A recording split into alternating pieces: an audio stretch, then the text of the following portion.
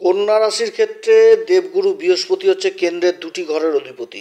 সুখের ঘর যেটা হচ্ছে দেবগুরু বৃহস্পতির মূল ত্রিকোণ রাশি ধনু রাশি, এবং সপ্তম ঘর যেটা হচ্ছে সাধারণ রাশি মীন রাশি, এই দুটি ঘরের অধিপতি হচ্ছে দেবগুরু বৃহস্পতি।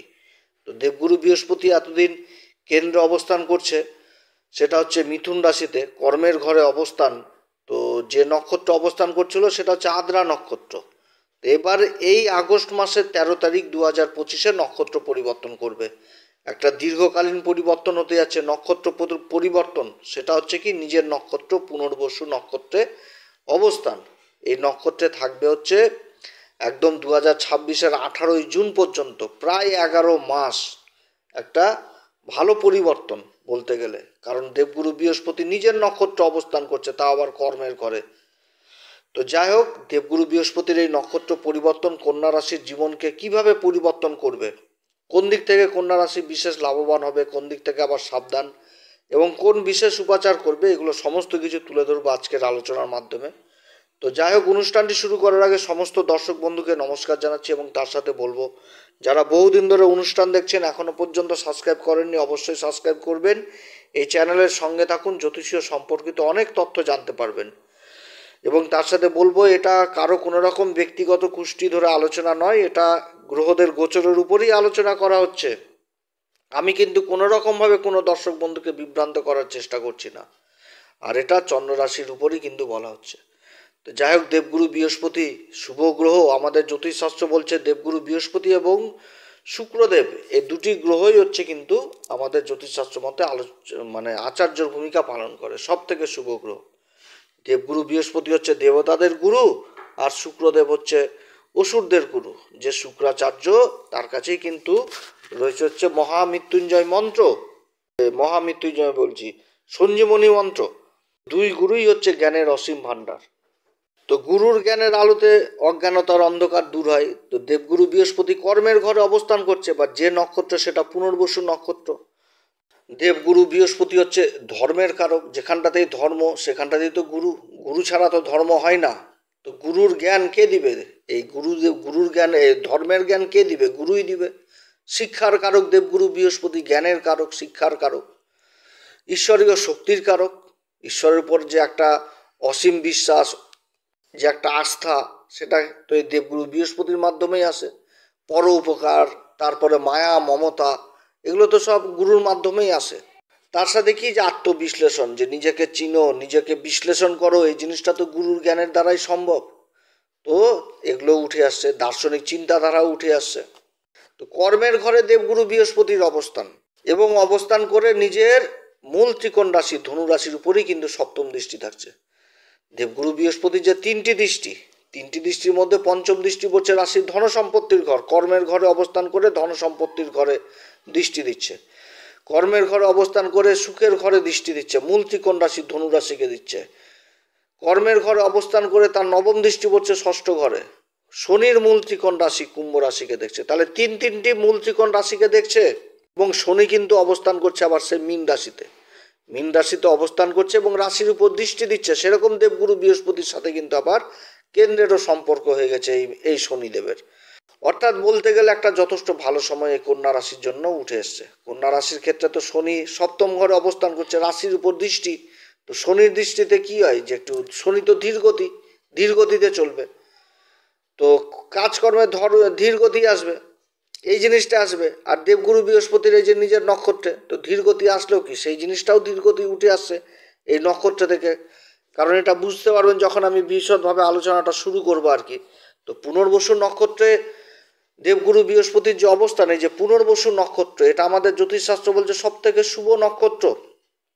এই নক্ষত্রটা হচ্ছে এমন একটা নক্ষত্র যে পুনরায় শুভ্রতা, পুনরায় ধন সম্মান, মান সম্মান, ধন সম্পত্তি, এগুলো কিন্তু প্রাপ্তি ঘটায় হচ্ছে এই পুনর্বসু নক্ষত্র। এটা জ্যোতিষশাস্ত্র বলছে যে পুনরায় শুভ্রতা লাভ, পুনরায় ধন সম্পত্তি লাভ, পুনরায় মান সম্মান লাভ। তো এটা হচ্ছে সেই নক্ষত্র, পুনর্বসু নক্ষত্র, অতি সৌভাগ্যশালী নক্ষত্র।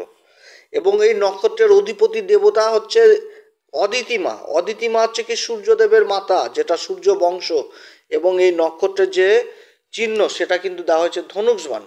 তো ধনুষবাণ আমাদের পরম প্রেমময় পুরুষোত্তম প্রভু শ্রীরাম চন্দ্রের কাঁধেই তো ছিল। তো এই ধনুষবাণ থেকে তো অনেক জিনিসটাও বুঝাচ্ছে। এই ধনুষবাণ থেকে যেরকম একাগ্রতা বুঝাচ্ছে, সেরকম ধৈর্য জিনিসটা বুঝাচ্ছে, সেরকম শালীনতা, ভদ্রতা, এগুলো জিনিস বুঝাচ্ছে। তার সাথে কি বুঝাচ্ছে? দায়িত্ব বুঝাচ্ছে, কর্তব্য বুঝাচ্ছে। এই সমস্ত কিছুই তো এই গুণ শ্রী রামচন্দ্রের মধ্যেই তো ছিল। তো সেই গুণগুলো কিন্তু এই ধনুষবাণের মধ্যে উঠে চলে আসছে। এবং যার জন্য আমি প্রথমে বললাম যে শনির দৃষ্টি রাশির উপর পড়ছে, তাহলে কি ধৈর্য জিনিসটাও উঠে আসছে। তো যথেষ্ট ধৈর্য নিয়ে কাজ করলে এই সময়কালে লক্ষ্যভেদ হবে। এবং যে নক্ষত্র, এই যে পুনর্বসু নক্ষত্র, এটা কিন্তু সাধারণ ধনুষবাণ না। যে ধনুষবাণের কথাটা বললাম, যে বাণ লাগালো, বাণ লক্ষ্যভেদ হলো কি হলো না, ওখানে পড়ে থাকলো, এটা কিন্তু সেই রকম ধনুষবাণ না। এটা জ্যোতিষশাস্ত্র বলছে এটা এমন একটি ধনুষবাণ যেখানে বাণ নিক্ষেপ করলে লক্ষ্যভেদ হবে এবং সেই লক্ষ্যভেদ করে আবার সে পুনরায় সেই জায়গাতেই ফিরে আসবে। এটা কিন্তু সেই রকম ধনুষবাণ, প্রভাবশালী একটা ধনুষবাণ। একাগ্রতা নিয়ে লক্ষ্যভেদ করলে সেটা আবার পুনরায় ফিরে আসবে। অর্থাৎ এই নক্ষত্রে যদি কোনো রকম কোনো শুভ কাজ করা যায়, কোনো রকম যদি কোনো ভালো কাজ করা যায়, তাহলে কিন্তু সেই কাজ সিদ্ধি হয়ে সে পুনরায় কিন্তু সেই জায়গাতে ফিরে আসা যায়। তো যার জন্য এই নক্ষত্রে অনেক শুভ কাজ করা হয়, কোনো যাত্রা করা হয়, কোনো ভালো কাজের ইন্টারভিউ আদি, বা কোনো যোগাযোগ কেন্দ্রে যেখানটাতে কোনো ভালো অফার, একটা কর্মের অফার পেয়ে গেলাম, তো এই নক্ষত্রে সেই যাত্রা করলেও কিন্তু যথেষ্ট ভালো ফল পাওয়া যায়। এটা এতটা একটা খুবই শুভ, মানে শুভ নক্ষত্র। এবং আমাদের জ্যোতিষশাস্ত্রে এই নক্ষত্রের যে পুরুষার্থ, এটাকে কিন্তু বলা হয়েছে অর্থ, পয়সা, এটার সাথে তুলনা করা হয়েছে। এবং কারণ যে অর্থ, যে পয়সা আমাদের ফিউচার নির্মাণ করবে, আমাদের ভবিষ্যৎ তৈরি করবে, অর্থ ছাড়া তো নিরর্থক জীবন হয়ে গেছে। তো যার জন্য পুরুষার্থ কিন্তু অর্থকে দেওয়া হয়েছে। এবং যে গণ, সেটা কিন্তু দেবগণ। এবং যে বর্ণটা দেওয়া হয়েছে সেটা কিন্তু বৈশ্যবর্ণ, অর্থাৎ ব্যবসায়িক চিন্তাভাবনা। এবং তার সাথে যে এলিমেন্টের কথা বলা হয়েছে সেটা কিন্তু ওয়াটার এলিমেন্ট। এবং যে ত্রিমূর্তির কথা বলা হয়েছে সেটা কিন্তু হচ্ছে ব্রহ্মদেব। এবং তার সাথে যে এনিমেলের কথা বলা হয়েছে সেটা হচ্ছে কি ফিমেল ক্যাট। এবং যে পাখির কথা বলা হয়েছে সেটা কিন্তু হংস। এবং যে গাছের কথা বলা হয়েছে সেটা কিন্তু হচ্ছে বাঁশ, বাম্বু। একটা কৃষক যেরকম বাঁশ গাছ লাগাতে চায় না, যদি বলো যে ধান গাছ লাগাতে, তো বাঁশ আর ধান লাগাবে একসাথে, তো ধান কিন্তু 10 বার, 15 বার, 20 বার, 50 বার তুলে নেবে। কিন্তু বাঁশ কিন্তু সহজে বাড়তে চায় না, যার জন্য বাঁশ গাছ লাগাতে চায় না। কিন্তু এই বাঁশটা যখন একটা সময়ের পর বাড়ে, তখন কি হয় যে ফিটে ফিটে ফিটে ফিটে বাড়ে। তখন এতটাই বেড়ে যায় যে সে আশেপাশের গাছগুলোকেও কিন্তু তখন তার কাছে ক্ষুদ্র মনে হয়। তো এই নক্ষত্র এটাই বুঝাচ্ছে যে এই নক্ষত্রের দেবগুরু বৃহস্পতির এই যে কর্মের ঘরে অবস্থান করে, যে ধনসম্পত্তির ঘরে দৃষ্টি, সুখের ঘরে দৃষ্টি, ষষ্ঠ ঘরে দৃষ্টি, এই সময়কালে মান সম্মান, যশ, খ্যাতি, ধনসম্পত্তি, শুভ্রতা এতটাই বৃদ্ধি পাবে যে আশেপাশে কিন্তু, মানে এতটাই বৃদ্ধি পাবে যে আশেপাশে কিন্তু একটা খুব ভালো একটা প্রভাব, একটা ছাপ দিয়ে ফেলবে এই নক্ষত্র। যার জন্য কন্যা রাশির ক্ষেত্রে কিন্তু যথেষ্ট ভালো সময় তৈরি হচ্ছে দেবগুরু বৃহস্পতির এই এতদিনের একটা, মানে এই নক্ষত্র অবস্থান প্রায় 11 মাস ধরে একই নক্ষত্রে থাকবে কর্মের ঘরে। অর্থাৎ এই সময়ে একটা সুবর্ণ যুগ হতে যাচ্ছে এই কন্যা রাশির ক্ষেত্রে। খুবই ভালো সময় হতে যাচ্ছে কন্যা রাশির। এই নক্ষত্রের যে হেলথ, শরীর স্বাস্থ্যের কথা বলা হয়েছে, সেটাও বলা হচ্ছে যে যাদের শরীর স্বাস্থ্য খারাপ রয়েছে, দীর্ঘকালীন কোনো অসুখ বিসুখে ভুগছেন, সেটাও নিরাময় হয়ে পুনরায় সেই আগের অবস্থাতে ফিরে আসা, এটাও কিন্তু বুঝাচ্ছে এই নক্ষত্র। এতটাই শুভ নক্ষত্র। তবে দেবগুরু বৃহস্পতি যে নক্ষত্র, এই যে পুনর্বসু নক্ষত্র বললাম, যে ধর্মের কারক, শিক্ষার কারক, ঈশ্বরীয় শক্তির কারক, এই সময়কালে কিন্তু এগুলো জিনিসও উঠে আসবে। পরমাত্মা ঈশ্বরের প্রতি একটা পূর্ণ বিশ্বাস এই সময়কালে থাকবে, ধর্মের প্রতি একটা বিশেষ রুচি থাকবে। অন্যায় কাজ যেরকম করতে চাইবে না কর্মক্ষেত্রে, সেরকম কিন্তু অন্যায় কাজ করলে আবার বাধাও দিবে, যে তার চোখের সামনে কেউ অন্যায় কাজ করলে সেটার কিন্তু প্রোটেস্ট করবে এই সময়কালে। এই নক্ষত্র রাশিকে বিশেষভাবে প্রভাবিত করবে কন্যা রাশিকে। কারণ কন্যা রাশির কেন্দ্রের যে 4টি ঘর, এই 4টি ঘর এই বুধ আর দেবগুরু বৃহস্পতি দ্বারাই তৈরি। দেবগুরু বৃহস্পতি 2টি ঘর পড়ছে, সুখের ঘর এবং সপ্তম ঘর, ব্যবসা বাণিজ্যের ঘর এবং সুখের ঘর 4র্থ ঘর। সেরকম বুধেরও পড়ছে কিন্তু 2টি ঘর। বুধ যেরকম রাশির অধিপতি, রাশিটা হচ্ছে বুধের কি মূল ত্রিকোণ রাশি, এবং কর্মের ঘর সেটা হচ্ছে কিন্তু সাধারণ রাশি। তো এই বুধ আর দেবগুরু বৃহস্পতির মধ্যেই কিন্তু এই 4টি ঘর বিভক্ত এক কথায়। তো এই নক্ষত্র কিন্তু রাশিকে প্রভাবিত করবে এই সময়কালে। যেরকম একটুতেই কিন্তু মাথা গরম হবে, সেরকম কিন্তু আবার চট করে ঠান্ডা হয়ে যাবে। এই নক্ষত্র এতটা প্রভাবশালী নক্ষত্র যে রাশিকে এমন প্রভাবিত করবে এই সময়, যে দান ধর্মে কিন্তু প্রচণ্ড বিশ্বাসী হয়ে উঠবে, যে মানুষকে দান ধর্ম, কেউ বিপদে আপদে পড়েছে তার পাশে যে দাঁড়ানো, এগুলো কিন্তু তৈরি হবে এই নক্ষত্রে, পুনর্বসু নক্ষত্রের দেবগুরু বৃহস্পতি কিন্তু এইভাবেই প্রভাবিত করবে এই রাশিকে এবং উন্নতির একটা চরম চরম শিখরে নিয়ে চলে যাবে। 11 মাস ধরে কিন্তু দেবগুরু বৃহস্পতি নিজের নক্ষত্রে থাকবে। তবে দেবগুরু বৃহস্পতি কিন্তু অতিচারী ভূমিকায় রয়েছে। অতিচারী ভূমিকায় থেকে নিজের নক্ষত্র, শুভ নক্ষত্রে অবস্থান দেবগুরু বৃহস্পতির মতন একটি শুভ গ্রহের, এটা কিন্তু জীবনকে একদম শুভ্রতায় ভরিয়ে দিবে। এই কন্যা রাশির ক্ষেত্রে চরম উন্নতির যোগ, চরম উন্নতির যোগ।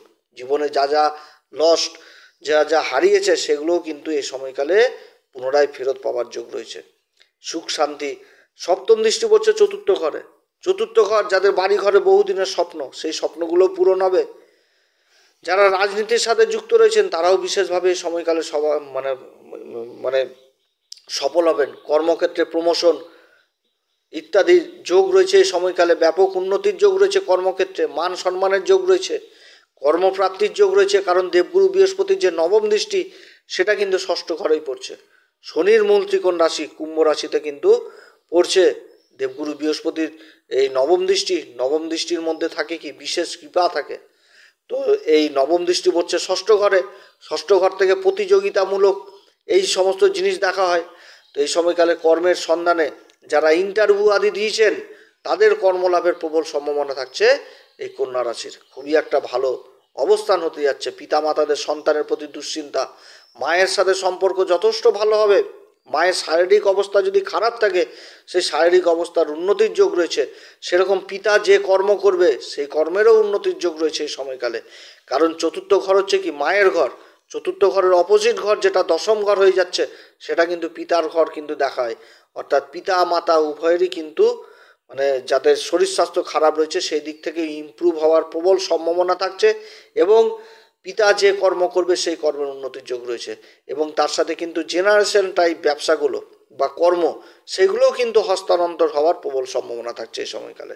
এই সময়কালে যারা বিশেষ করে বাণী সংক্রান্ত কাজের সাথে যুক্ত রয়েছেন, যারা খাবার দাবারের কাজের সাথে যুক্ত রয়েছেন, যারা সোনা পিতল তামা কাঁসা ব্রোঞ্জ এই সমস্ত কাজের সাথে যারা যুক্ত রয়েছেন তারাও বিশেষভাবে প্রভাবিত হবে। যারা শিক্ষার কাজের সাথে যুক্ত রয়েছেন, যে কোনো ট্রেনার, সেই সমস্ত কাজের সাথেও কিন্তু বিশেষ উন্নতির যোগ রয়েছে এই সময়কালে।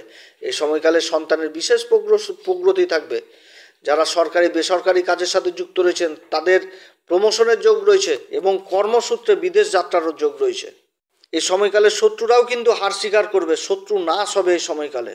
এই সময়কালে যারা নিজের কর্মকে প্রসারিত করার জন্য বহুদিন ধরে ঋণের চেষ্টা করছেন সেই কাজগুলোও কিন্তু হবে। অর্থাৎ বহু ক্ষেত্রে উন্নতির যোগ, অর্থাৎ উন্নতির জোয়ার কিন্তু আসছে এই কন্যা রাশির জন্য। 11 মাস একটা বিভৎস সময় হতে যাচ্ছে, সব দিক থেকে একটা উন্নতির যোগ। তো যাই হোক, এই সময়কালে কোন উপাচার করবে কন্যা রাশি? সবার প্রথমেই বলবো যে কোনো কাজ করতে গেলে গুরুজনের আশীর্বাদ নিতে হবে। গুরুজন পিতা সমতুল্য কোনো ব্যক্তিকে অপমান করা যাবে না, এটা কিন্তু মাথায় রাখতে হবে। তাদের অভিশাপ নেওয়া যাবে না এই সময়কালে, না তো কিন্তু কর্মক্ষেত্রে গুরুর কিন্তু বাজে দুষ্প্রভাব পড়বে। গুরুজনদের আশীর্বাদ নিতে হবে। বাড়ির গার্জেনের সাথে আলোচনা করতে হবে যে কোনো কাজ, কোনো ক্ষেত্রে ইনভেস্টের ব্যাপার আসলে, এবং তার সাথে পিতামাতার উভয়ের আশীর্বাদ নিতে হবে। এছাড়া প্রত্যেকদিন হনুমান চল্লিশা বজ্রংবাণ শ্রীরাম সীতার প্রণাম মন্ত্র সহকারে পাঠ করবেন। যারা গুরু দীক্ষা নেননি অবশ্যই গুরুর দীক্ষা নেবেন, গুরুর সান্নিধ্যে থাকবেন। মন্দিরে পূজারীদের 5 হয়ে আশীর্বাদ নেবেন, 5 রকম ফল দক্ষিণা দান করবেন এবং তার সাথে বলবো মন্দিরে পূজারীদের আসন দান করবেন। আসন হচ্ছে কেতুর চিহ্ন। কেতু দ্বাদশ ঘরে অবস্থান করছে। দ্বাদশ ঘরে কেতু অবস্থান কিন্তু যথেষ্ট ভালো অবস্থান, অতএব এই সমস্ত কাজ করলেই যথেষ্ট। খুবই একটা ভালো প্রভাব পড়বে কন্যা রাশির উপর। তো যাই হোক, আপনারা সবাই ভালো থাকেন। যদি এই পরামর্শ সত্যি ভালো লাগে তাহলে নিজের ভেবে এই অ্যাস্ট্রো বাংলা চ্যানেলকে অবশ্যই সাবস্ক্রাইব করবেন, লাইক করবেন, শেয়ার করবেন। এরপরে আবার আসবে একটি নতুন পর্ব নিয়ে। নমস্কার, ধন্যবাদ।